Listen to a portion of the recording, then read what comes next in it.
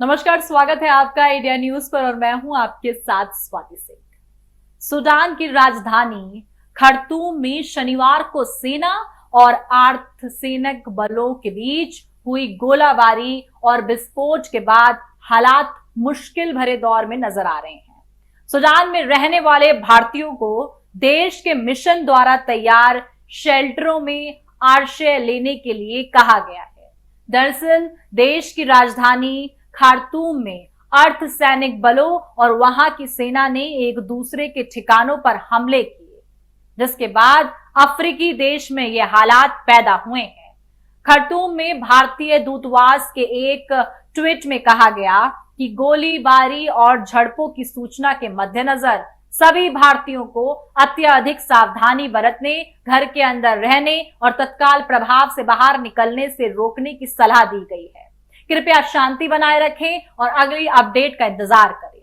Sudan की नियमित सेना में वहां अर्धसैनिक रैपिड सपोर्ट फोर्स आरएसएफ के नियोजित एकीकरण को लेकर सैन्य नेता अब्देल फतेह अल बुरहान और उनके नंबर 2 अर्धसैनिक कमांडर मोहम्मद हमदान डागोला के बीच हफ्तों तक गहराते तनाव के बाद शनिवार को देश में हिंसा भड़क गई।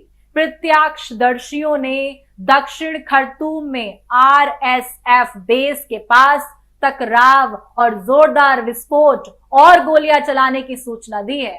आपको बता दें कि प्रत्यक्षदर्शियों ने हवाई अड्डे के परिसर में लड़ाकों से भरे ट्रक को जाते देखा।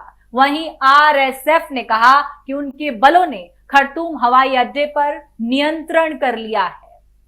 हवाई अड्डे के पास ही बुरहान के आसपास में खर्तूम उत्तर में गोलियों की आवाज सुनाई दी। उधर की समाचार एजेंसियों ने बताया कि तोप खाने के जरिए सड़कों पर पत्थरबाजी की गई, जिसके बाद नागरिकों को खुद को बचाने के लिए भागने की नौबत आई।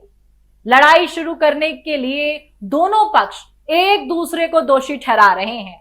आरएसएफ ने एक बयान में कहा कि शनिवार को खर्तूम के सोबा में सेना के एक बड़े बल के कैंप में घुसने और अर्धसैनिक बलों की घेराबंदी करने से हम हैरान रह गए। इसने कहा कि सभी प्रकार के भारी और हल्के हथियारों के साथ बड़े स्तर पर हमला किया गया।